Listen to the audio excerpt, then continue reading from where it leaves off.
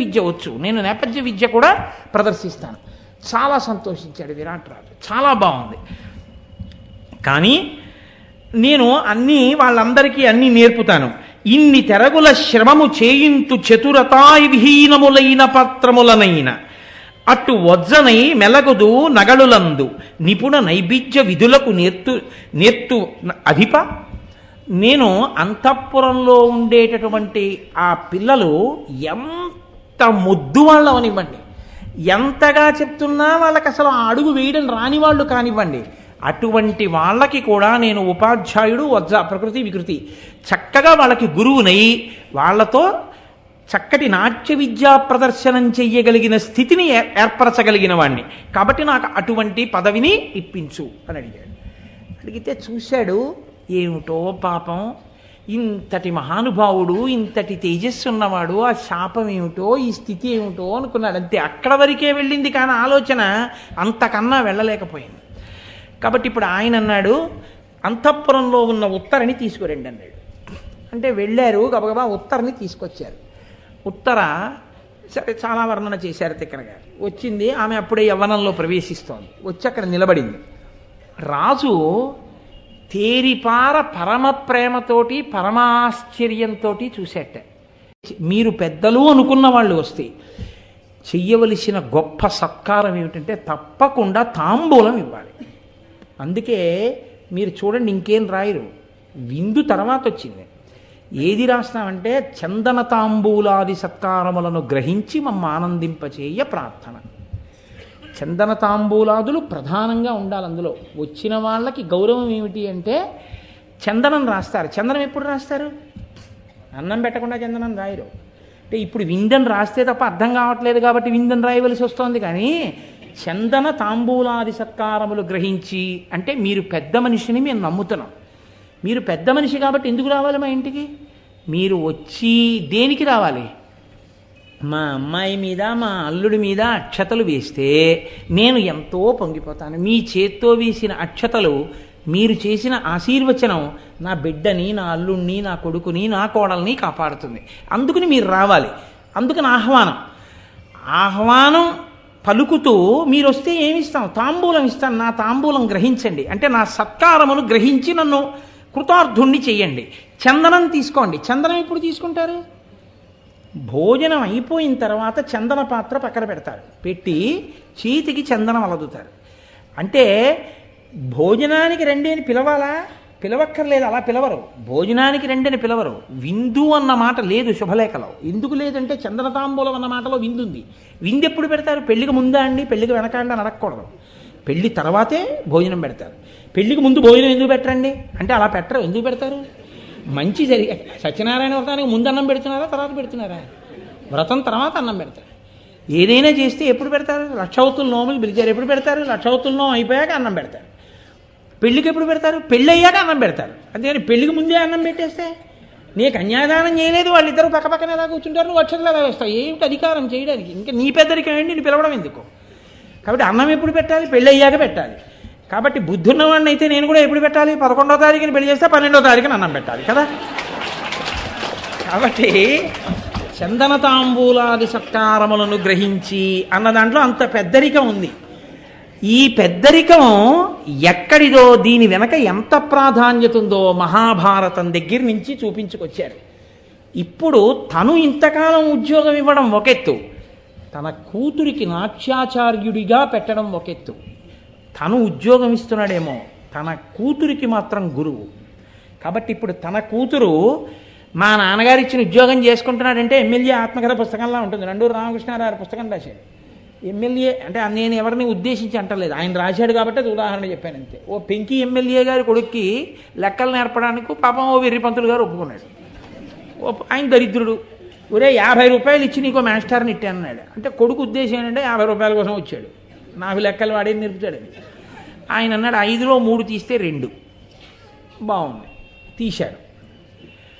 ఏదో 13లోంచి 9 తీయాలి, 3లోంచి 9 పోదు అన్నాడు. పోదు తెలుసు ఆ మాట. ఇక్కడి నుంచి ఒక అప్పు తెచ్చుకో, నువ్వు తెచ్చుకో, నేను ఎందుకు తెచ్చుకుంటాను? నేను ఎమ్మెల్యే కొడుకుని, నాకు అప్పు ఏంటి, నేనేం తెచ్చుకోను. ఆయన అన్నాడు పోను నువ్వు తెచ్చుకోవద్దు, మా మేస్టార్ తెచ్చుకున్నారని అన్నాడు. అలా అన్నావు బాగుంది, 3లోంచి 9 పోదు కాబట్టి మా మేస్టారు డబ్బు తెచ్చుకున్నారు. 1 10 అన్నాడు. నువ్వు వెంటనే లేచి వెళ్ళిపోవాలి. 1 10 ఏంటి, 50 రూపాయలకి 5 రూపాయలు ఇస్తే పుచ్చుకుంటావా? 1 10 ఏంటి, నువ్వు లెక్కలు నేర్చుకురా అన్నాడు. ఇక వాళ్ళు ఏం నేర్చుకుంటాడు? నండూరు రామకృష్ణారావు చమత్కారమైన నవల రాశారు. ఈ పెంకితనం ఎలా ఉంటుంది అన్న దాని గురించి. అదొక అద్భుతమైనటువంటి ఆవిష్కరణ. సరే, అందుకని అలా అమ్మా నీకు డ్యాన్స్ మాస్టర్గా పెట్టాను, రోజు మా అమ్మాయికి 6 గంటలకు వచ్చేయండి. మళ్ళీ మా అమ్మాయి ట్యూషన్కి వెళ్ళిపోవాలంటే ఎంత చులకనండి ఆ పిల్లకి. ఆ అమ్మాయి కూడా ఇలా వాచి చూస్తే ఇంకేంటి, మాస్టర్ వస్తే ఆ అమ్మాయి వాచి చూడడం ఏంటి, ఆ అమ్మాయిని చూసి మాస్టర్ వాచి చూడాలి. కానీ నేర్పారు. తను ఉద్యోగం ఇవ్వడం కాదు, తన పిల్ల దృష్టిలో ఎలా ఉండాలో, పిల్ల ఎంత సంస్కారంగా నేర్చుకోవాలో నేర్పాడు మహానుభావుడు. కర్పూర తాంబూలం పట్టుకొచ్చి ఇచ్చి నమస్కరించని చెప్పాడు. కర్పూర తాంబూలం ఇచ్చి నమస్కారం చేసింది ఉత్తర. నమస్కారం చేసిన తర్వాత విరాట మహారాజు ఉత్తరను అప్పగిస్తూ చెప్తున్నాడు, అని ఉచితంబుగా పలికి అంగన హస్తము పట్టి తత్కరంబున గదియించి నీ గురువు బొల్తి తగం కొనియాడు ఎట్లు చెప్పెనటుల భక్తిమై నడవు పింపెసలారగా కూడు కూర చందన కుసుమాదులు నడపి తప్పక ఆరసి గౌరవింపుమి. మా నాన్నగారు డ్యాన్స్కి పెట్టారు, మాస్టర్ని 300 ఇస్తున్నారని చెప్పకు.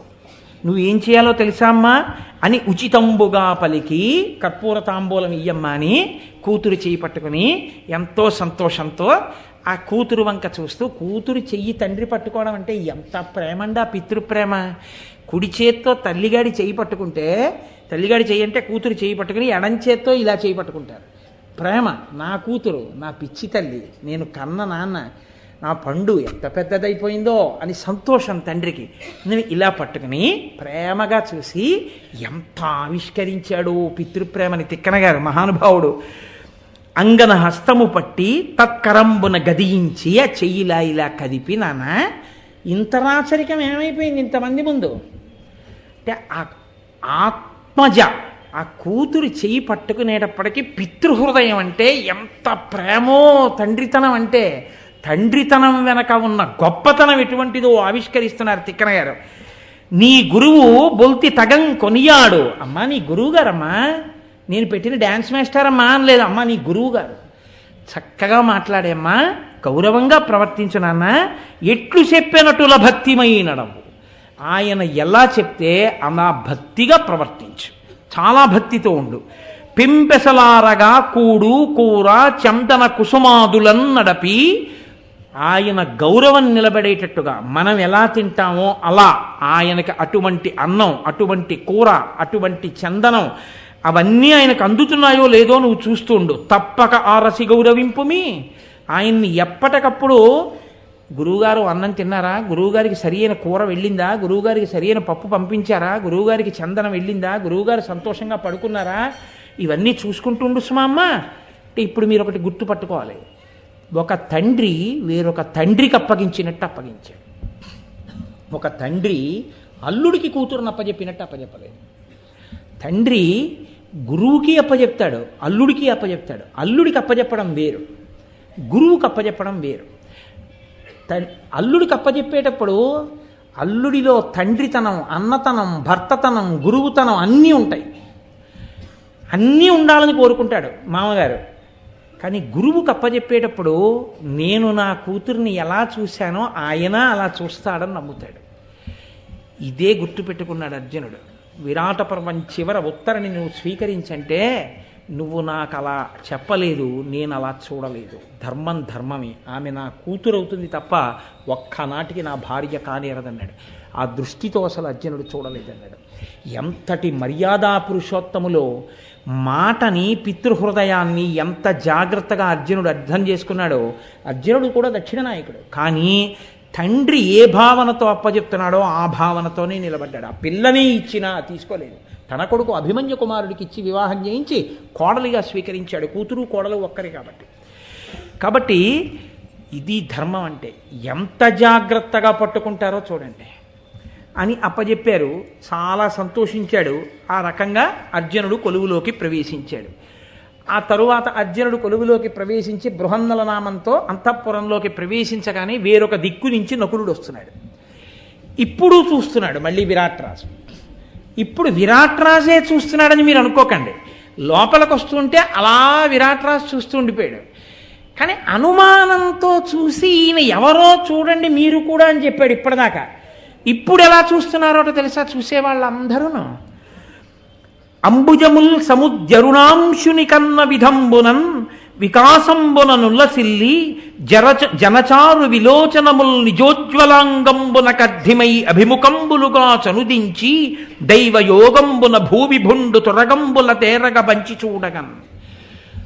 అప్పుడే ప్రభువు ఎందుకో ఎవరినో ఆజ్ఞాపించాడు, గుర్రాలు కొందాం అనుకుంటున్నాను, మంచి గుర్రాల మందలు తీసుకురండి చూద్దాం ఎటువంటి గుర్రాలు మనం తీసుకోవచ్చు అన్నాడు. గుర్రాలని తీసుకొస్తున్నాడు. ఈ వచ్చిన పిల్లాడు ప్రభువుని చూడలేదు. ఆయన ఆ వస్తున్న గుర్రాల వంక చూస్తూ వస్తున్నాడు.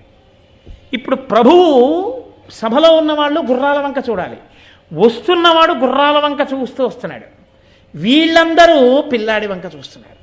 ఎలా చూస్తున్నారట అంటే, మొగ్గగా ఉండి సరోవరంలో ఉండేటటువంటి తామర మొగ్గలు సూర్యకిరణాల కోసం ఎదురు చూసి బాలసూర్యుడి కిరణం తగలగానే ఇలా విచ్చుకున్నట్టు ఆ వస్తున్నటువంటి నకులుణ్ణి ఇలా ఒకసారి చూడగానే, మామూలుగా చూడటం అంటే ఇలా చూస్తూ ఉంటాం కదండి, మామూలుగా ఇలా చూస్తూ ఉంటాం. ఇలా చూస్తున్న వాళ్ళు అలా నకులుడి వంక వస్తున్నవాడిని చూశారు, గుర్రాలు చూస్తూ ఇలా చూశారు అంతే. అయ్యే ఇలా ఉన్న పద్మపు మొగ్గ ఇలా అయినట్టు బాలసూర్యుణ్ణి చూసినటువంటి పద్మాలు ఎలా విచ్చుకుంటాయో నకులుండి చూసిన సభలోన వాళ్ళందరి కళ్ళు ఇలా విచ్చుకున్నాయి. ఇలా చూస్తున్నారు. అబ్బా ఏమి అందం అంటున్నారు. ఎలా ఉన్నాడు ఆయన? గుర్రాల్ని మేపుకునేటటువంటి వాడి రూపంలో ఉన్నాడు. అయితే అందం దాగిందా? ఇందుకు కదు మట్టిపూసు బయలుదేరాడు అరణ్యవాసానికి. అందరి మనసులు అలాగే లగ్నం అయిపోయి అందరు అలా చూస్తున్నారు. చూస్తుంటే ఇప్పుడు ఈ పిల్లాడొక్కడు ఎవరిని చూస్తున్నాడు? రాజుని చూడటం లేదు, చూస్తున్న వాళ్ళని చూడటం లేదు. అలా అందరూ తన వంక చూడడం చూస్తే ఏమో సిగ్గుపడేవాడేమో, లేకపోతే ఇదేంటి ఇలా చూస్తున్నారు, ఎక్కడికి వెళ్ళినా నా అందమే నాకు ఇబ్బంది వచ్చింది అనుకునేవాడేమో. ఆయన గుర్రాల వంక చూస్తున్నాడు. ఇప్పుడు విరాట్ రాజు గారు ఏమనాలి? ఇదేమిటి మనమందరం అతని వంక చూస్తుంటే పిల్లాడేమిటి గుర్రాల వంక అలా చూస్తున్నాడు? ఆ చూపుల్లో గుర్రాల్ని చూడగానే గుర్రాల యొక్క నైపుణ్యాన్ని, గుర్రాల జాతుల్ని కనిపెట్టగలిగిన వాళ్ళే ఉన్నాడే. ఆ పిల్లాడికి గుర్రాల గురించి బాగా తెలిసేంటి అలా చూస్తున్నాడు అంటావా అనవా? అలా ఇప్పుడు విరాట్ రాజు ప్రయత్నం అవసరం లేకుండా నకులుడి సౌందర్యం, నకులుడు గుర్రాల వంక చూడడం, ఆయనకి కావలసిన పదవి వేపుక ఇన్ని తీసుకెళ్ళిపోయి, ఇప్పుడు మాట్లాడవలసిన అవసరం లేకుండా తన అందం, తన చూపులు ఈ రెండే నకులుడికి ఉద్యోగం ఇచ్చేసాయి. ఎలా ఇచ్చేసాయి అంటే, ఆ నకులుడు వెళ్ళి ప్రభువు దగ్గర నిలబడి చెప్తున్నాడు, అవయవ లక్షణంబు ఆయు ప్రమాణంబు గర్భంబు ఇంగితాకారంబులను మాత్రాంతరము వయోమానంబు దేశకాలోచితహార ప్రయోగ భంగి జాత్యానురూప శిక్షావిధి క్రమగతి వ్యాయామ సాంత్వ ప్రవర్తనంబు ప్రమద విషదాది బహువిధ చిత్త ధర్మము పోషణ ప్రకారము చికిత్స పరిచితములు ధరణిపాల నీ ముందట రూపురేఖ మెరయ జూపనీర్తు బవరమైన నాకు పని ఏమి అనజేతి బలిమి కలిమి నిరప తలుపు కలదు. రాజా, నేను ఏదైనా ఒక గుర్రాన్ని ఇలా చూస్తే అది ఎన్నేళ్ల వయస్సు ఉన్నదో చెప్పేస్తాను, ఎంతకాలం బతుకుతుందో చెప్పేస్తాను, అది చూలుతో ఉందో చెప్పేస్తాను, చూలుతో లేదో చెప్పేస్తాను.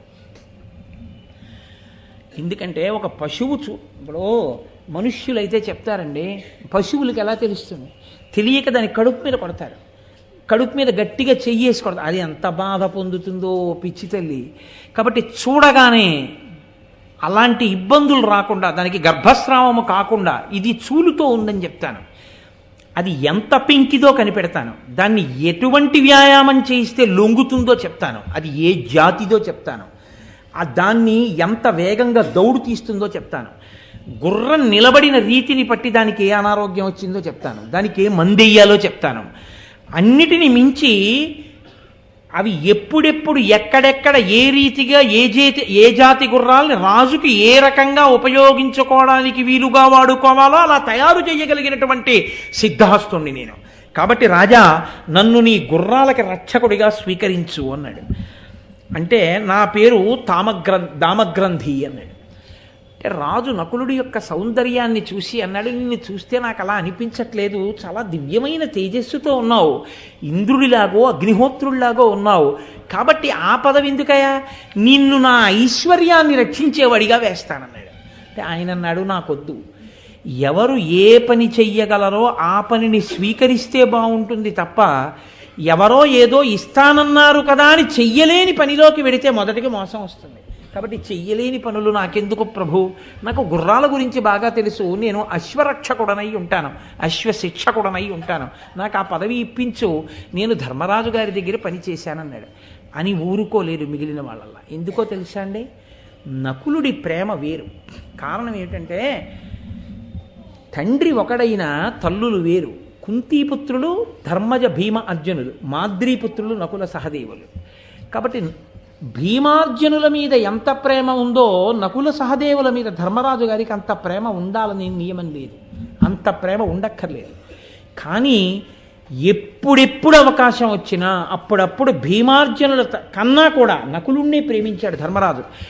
ఆఖరికి నలుగురు తమ్ముళ్ళు పడిపోతే కుంతీపుత్రుల్లో నేను బతికున్నాను కాబట్టి మాద్రీపుత్రుల్లో నలుణ్ణి బతికించమని అడిగాడు. అంత ప్రేమ ధర్మరాజుకి నకులుడంటే. కాబట్టి నకులుడు చెప్తున్నాడు విరాట్ రాజుతో, నేనంటే ఎంత ప్రేమో తెలుసా ధర్మరాజు గారికి. ఆయన కొలువుకూటంలో నేను పని చేసినప్పుడు ఒకప్పుడు అక్కడ పని చేశానని చెప్పాడు. కాబట్టి ధర్మసుతుండు వించనను దాన తురంగమ శాస్త్ర శిక్షకం కర్మటు చేసి ఆత్మతరంగములకెల్లను నన్ను యుక్తుగా నర్మిలి నిలిపి ఈగియు ప్రియంబును నా ఎడనాడు నాటికిన్ పేర్మి వహించుచుండ నడపెంతన తమ్ములలోని వానిగన్. నన్నెప్పుడూ ఒక సేవకుడిగా, ఒక అశ్వరక్షకుడిగా చూడలేదు ధర్మరాజు. ధర్మసుతుండు వించెనను దాన తురంగమ శాస్త్రశిక్షకం కర్మటు చేసి, ఈ గుర్రాలన్నిటినీ ఇలా నడపడం అనేటటువంటిది నాకు ధర్మరాజు గారే నేర్పాడు కాదు. ఆత్మతురంగములు తెలియదు కాబట్టి పుట్టగానే తండ్రి చచ్చిపోయాడు కాబట్టి విచ్చలవిడిగా ఇంద్రియములు ఎటులాగేస్తే అటు తిరగచ్చు. కానీ నాన్న నువ్వు అలా ఉండకూడదు, ఇలా ఉండాలని నన్ను ప్రయోజకుడిగా చేసిన వాడు ఎవరో తెలుసా, తండ్రి తర్వాత తండ్రిలా నిలబడి మహానుభావుడు ధర్మరాజు చేశాడు. అది మనసులో పెట్టుకుని చెప్తున్నాడు. ఆత్మతురంగములు అంటే తన తురంగములని, తన గుర్రాలని. పైకి ధర్మరాజు గారు తన గుర్రాలని ఎలాగ సాకాలో ఆయనే నాకు నేర్పించి ఈ స్థితినిచ్చి నన్ను నా చేత తన గుర్రముల యొక్క శిక్ష